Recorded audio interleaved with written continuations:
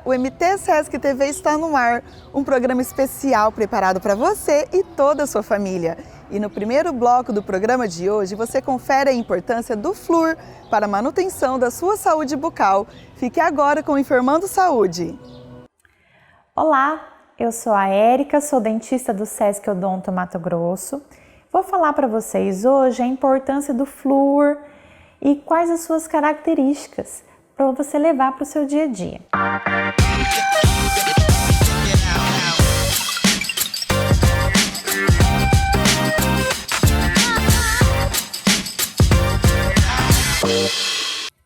O flúor, ele está presente nos nossos cremes dentais, nos nossos enxaguatórios bucais, na nossa água. Pois é, aqui em Cuiabá, por exemplo, a água já é fluoretada, então encontra-se partículas de flúor na nossa água.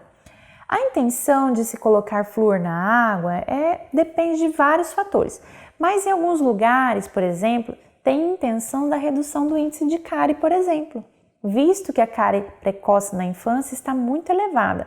Então, às vezes com a pessoa não fazendo uso de creme dental, não fazendo uso do flúor no consultório dentário, acaba fazendo uso do flúor na ingestão de água. Mas a sua quantidade na água é tão mínima que às vezes não ajuda em muita coisa. É necessária a movimentação da placa, é necessária a movimentação da bactéria através do uso da escova de dente. Então, o creme dental com flúor, ele é um auxiliar de prevenção da doença cárie. Como, por exemplo, uma criança que tem o hábito de fazer a mamada noturna, que tem ainda, meu filho mama um conteúdo da mamadeira que contém açúcar, que contém outros nutrientes, que contém achocolatado e ele dorme. Eu não tenho coragem de acordar meu filho para poder fazer escovação, até porque ele já foi difícil dele dormir e tudo mais. Meu filho não está se alimentando direito, está com afta na boca. Então, eu não fico forçando muito a escovação. Nesses casos, o flúor é um auxiliar muito importante. Por quê? Você colocando a quantia certa para aquela idade, para aquela faixa etária, para aquele número de dentes que a criança tem, você vai auxiliar. Faz a escovaçãozinha antes, no momento que a criança está mais alegre, que é o momento que a criança está desperta, né? E aí, você pode dar o alimento e a criança dormir. Ao acordar, a criança vai lá e faz a sua higienização bucal novamente. Então, ele é um auxiliar, porque você não sabe se você teve uma escovação eficiente, você não sabe se você teve uma escovação adequada. Então, quando você faz o uso de flúor, dentifrícios, né, que é o creme dental, com adicional de flúor, você acaba ajudando a prevenir a doença cárie. Alguns tratamentos de sensibilidade, alguns tratamentos até de cárie são resolvidos com flúor. Nós no consultório chamamos de fluorterapia. Às vezes elas podem ser divididas em 4 sessões. Existem flúor no consultório em formato de verniz, flúor no formato tópico. Às vezes nós dentistas fazemos alguns tratamentos com o paciente com enxaguatórios bucais à base de flúor.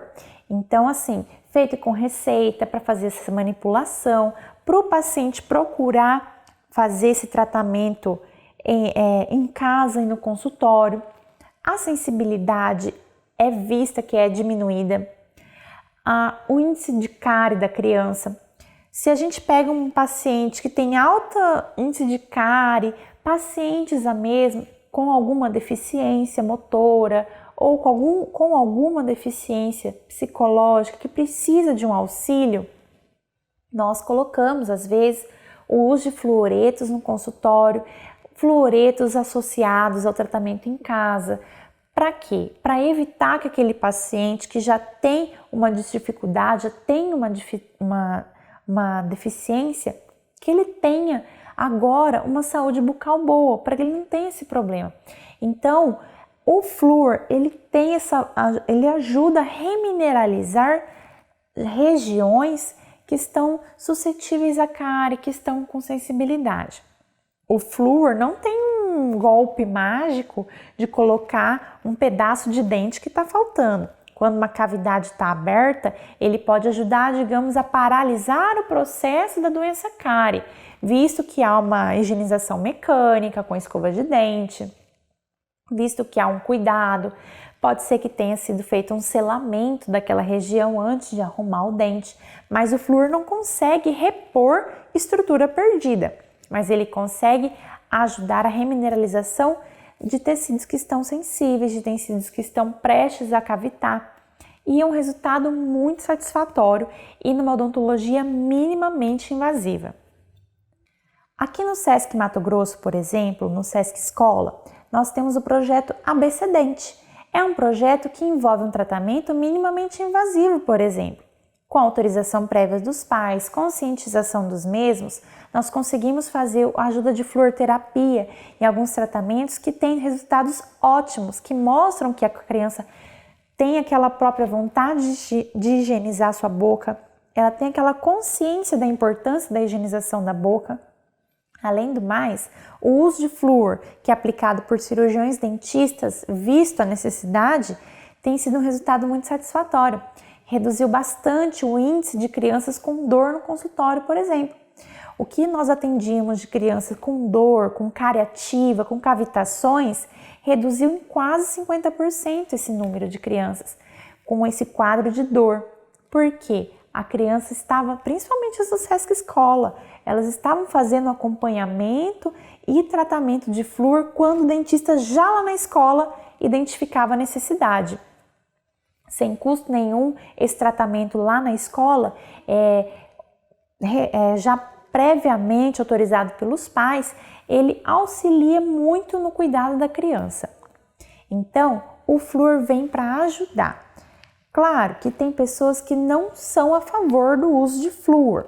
Isso vai de cada pessoa, ninguém é obrigado a seguir as orientações, mas as orientações baseadas em evidências científicas estão aqui para ajudar você, estão aqui para auxiliar no seu cuidado, na sua saúde. O SESC Odonto, aqui em Cuiabá, fica localizado na rua Joaquim Murtim, número 504, no centro de Cuiabá. O telefone para contato é 3313-8900. Ligue, peça orientação da forma como é feitas as consultas, formas de agendamento, pagamento, horário de funcionamento. Você, comerciário e dependente, você tem o SESC Odonto à sua disposição. Então, nos procure para maiores esclarecimentos e para consulta odontológica. Espero que vocês tenham gostado desse vídeo e até breve! Olá, tudo bem? Eu sou a Marilde, sou enfermeira do SESC Mato Grosso e hoje vamos conversar um pouquinho sobre a prevenção de quedas em idosos.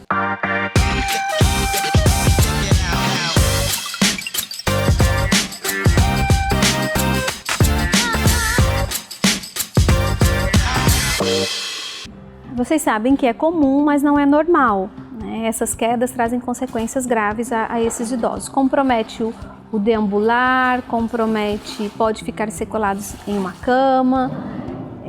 E a Organização Mundial de Saúde, ela estima que a queda é a segunda causa de acidentes não convencionais, não intencionais em idosos.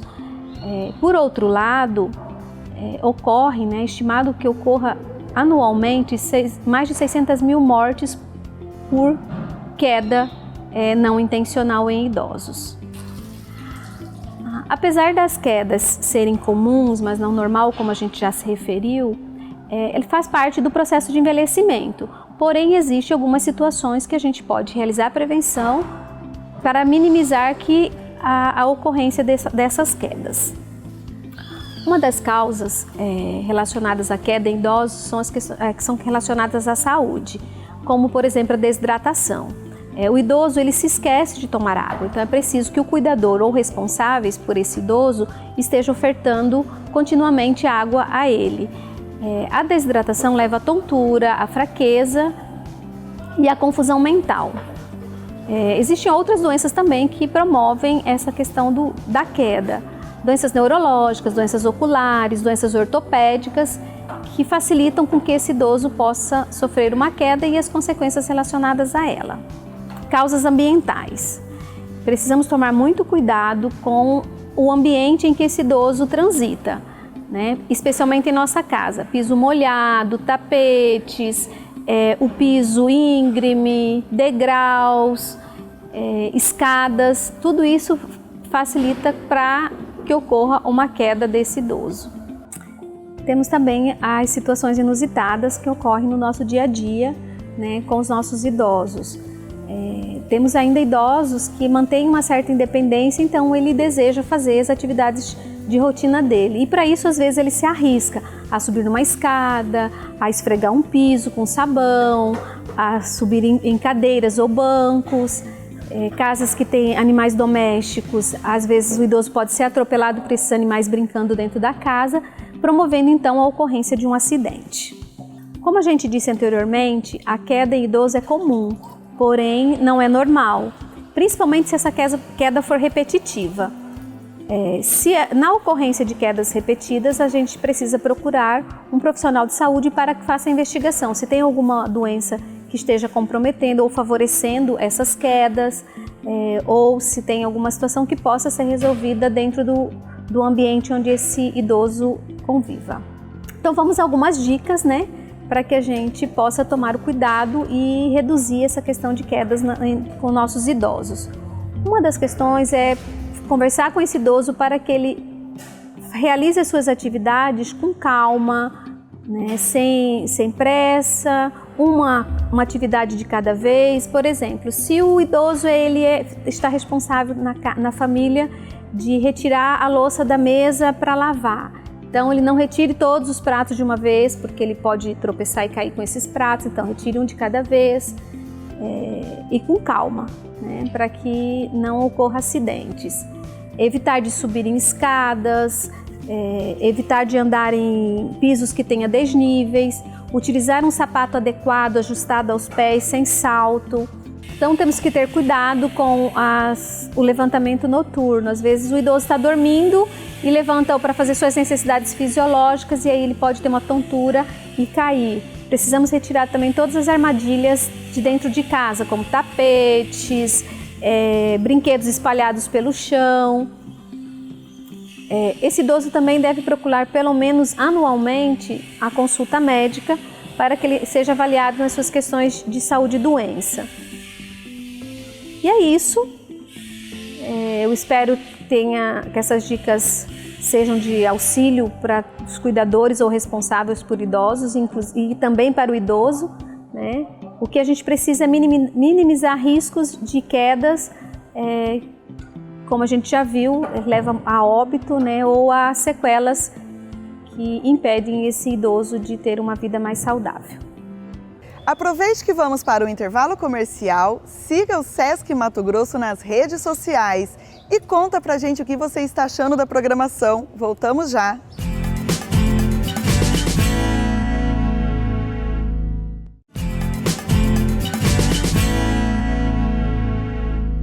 Estamos de volta e agora eu tenho uma pergunta importante para você. Como anda o seu sono? Você sabia que uma boa noite de sono influencia diretamente na qualidade do seu dia? Conheça agora dicas de como praticar a higiene do sono.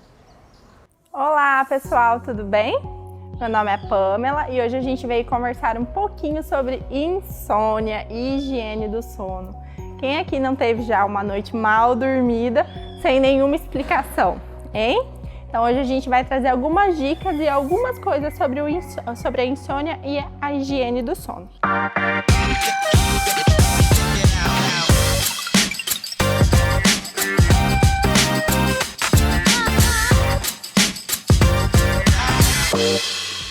A grande maioria das insônias ela está ligada a maus hábitos e comportamentos. E um dos principais deles são os usos das telas, hein, gente? Quem aí não gosta de dormir antes, ficar no celular, mexer no computador? Então isso influencia muito a qualidade do nosso sono, tá? Então, primeiro a gente vai falar um pouquinho do que são esses maus hábitos. Quais são essas coisas que nos impedem de dormir e ter uma qualidade de sono adequada para a nossa recuperação, para o nosso bem-estar, para a nossa saúde, influencia muito na nossa imunidade, então é muito importante a gente ter essa qualidade de sono. Então, gente, eu vou trazer algum dos maus hábitos que causam essa insônia para nós. O primeiro deles é o consumo de bebidas estimulantes no período vespertino e noturno.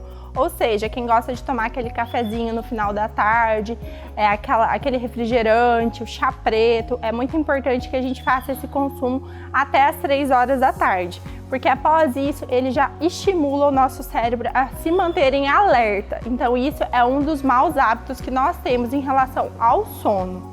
O segundo é as bebidas alcoólicas. Ao contrário do que muita gente pensa, o álcool ele proporciona aquele primeiro sono que a gente tem, né? Então tem aquelas pessoas que tomam alguma bebida alcoólica e logo já tem sono, porque ele vai ajudar a produzir aquele sono inicial.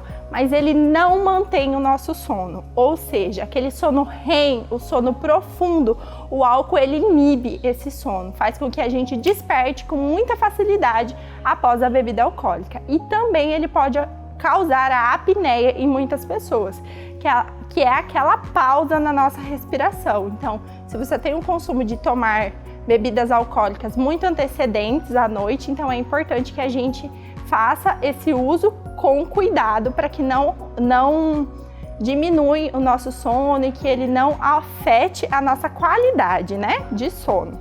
Número 3, a alimentação pesada. Quem aí não gosta de uma feijoada, hein, gente? Né?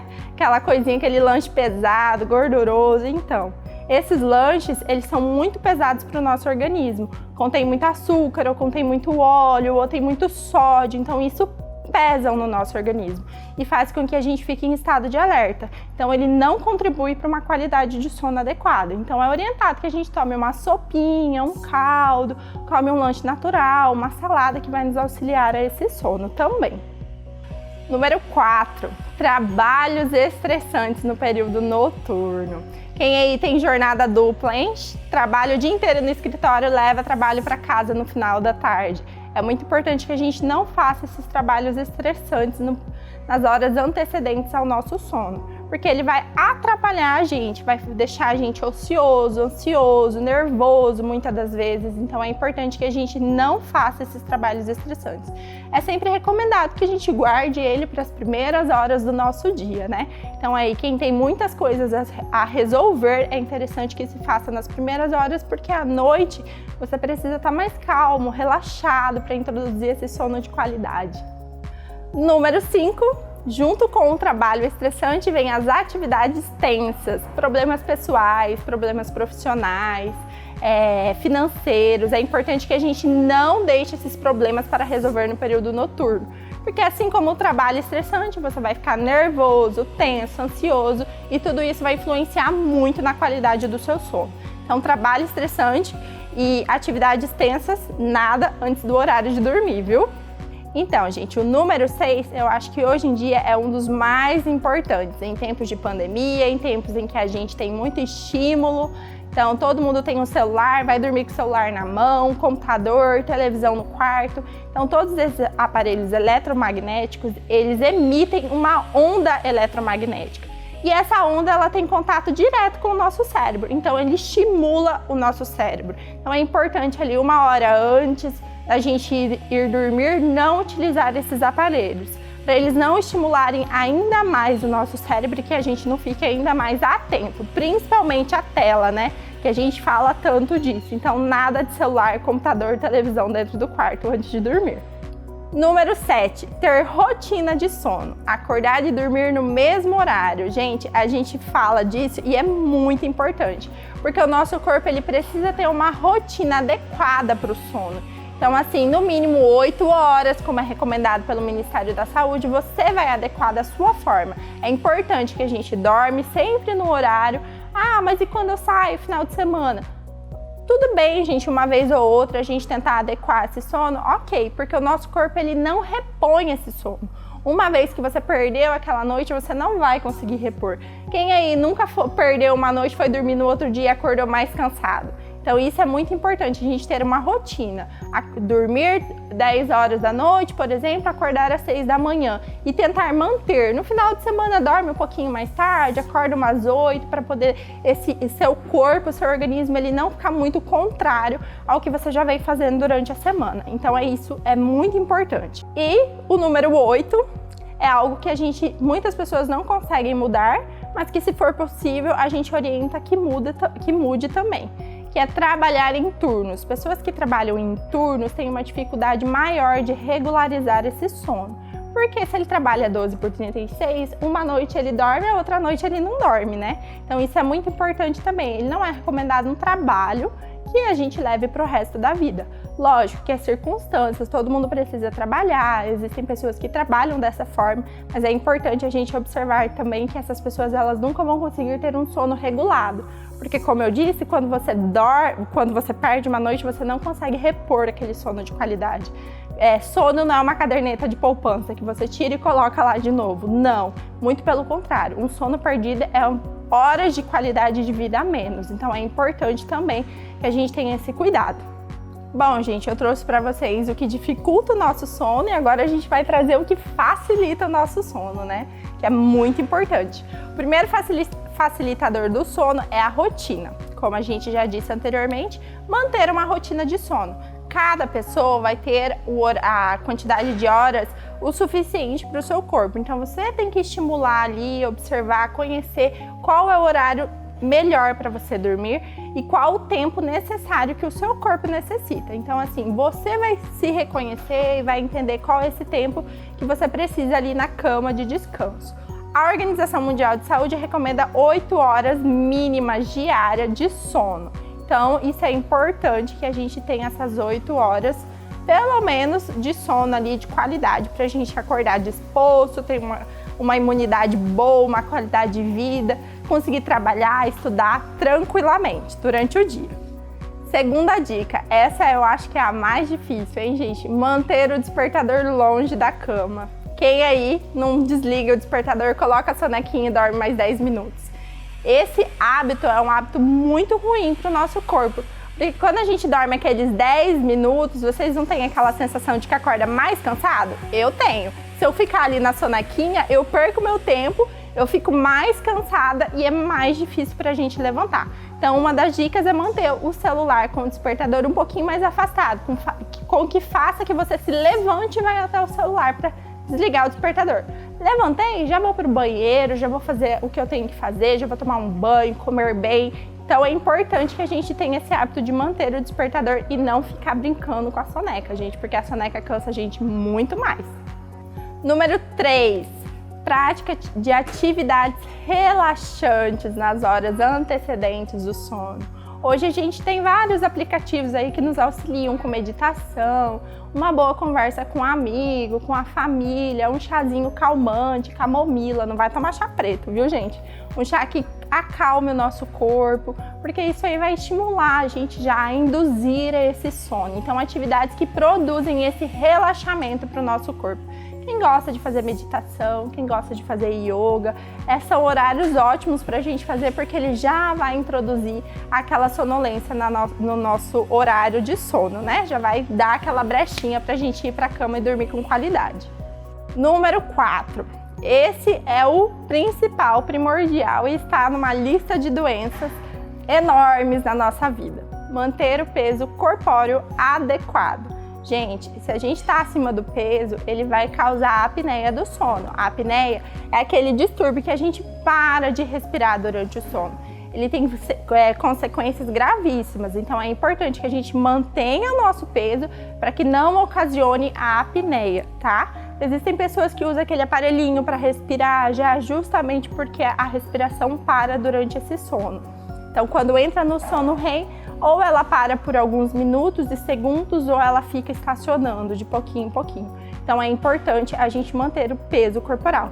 E até porque ela produz o ronco. Quem que gosta de roncar, né, gente? Ninguém gosta de roncar. Então, é importante também porque a obesidade, ela é 100% ligada à apneia e ao ronco. Então, se você está acima do seu peso, normalmente você vai roncar bastante com frequência e vai ter a apneia do sono. Número 5, gente, manter um ambiente calmo, escuro e fresco pra gente dormir. Nada do maridão querer o ar-condicionado no 16, você querer no 25, então precisa ter uma média ali de uma temperatura tranquila e adequada pra gente dormir, tá? Porque se você passar frio demais, você vai acordar. Se você passar calor, você vai acordar. Então ela precisa entrar no consenso e ter uma temperatura adequada do quarto. Nada de luzinha de televisão, essas luzinhas de stand-by vermelhinha, porque elas atrapalham o nosso sono. Elas ficam emitindo, lembra lá? Ondas eletromagnéticas que atrapalham e estimulam o nosso cérebro. Então nada de luzinha. Abajur só para leitura, fechou o abajur, tudo escurinho, porque isso aí vai ajudar a nós dormirmos melhor, a ter o sono profundo, sono REM. Então cortininha fechada, temperatura ideal, tá? Pra gente conseguir ter um sono de qualidade. Número 6, um dos mais importantes para a nossa saúde. Prática de atividades físicas regular. Porque, gente, se a gente está praticando atividade física, a gente vai ter um sono de qualidade, a gente vai comer muito melhor, a gente vai ter um corpo mais saudável, nosso cardiovascular vai estar ali, ó, trabalhando e vai nos auxiliar naquele sono tranquilo. Então, ela tá ligada também a todos os fatores de melhoria para várias doenças. Então, é importante também que a gente pratique atividades físicas regulares, tá? Todos os dias, se não puder todos os dias, a cada 3 vezes na semana, é importante que a gente tenha esse hábito saudável dentro da nossa vida. Bom, gente, eu espero que eu tenha ajudado trazendo essas informações para vocês, para que vocês tenham um bom relacionamento e amigável com a cama e o travesseiro de vocês, que é muito importante o nosso sono, é um dos fatores primordiais para a nossa saúde, então é importante que a gente tenha esses bons hábitos para a gente dormir e que insônia a gente consegue resolver, já que uma vez nem todas são ligadas a patologias, a doenças. Então é muito importante que a gente tenha esse relacionamento bom com o nosso travesseiro, com a nossa cama. E é isso, até a próxima, tchau, tchau! O programa de hoje está chegando ao fim. Amanhã tem mais aqui na TBO. Tchau!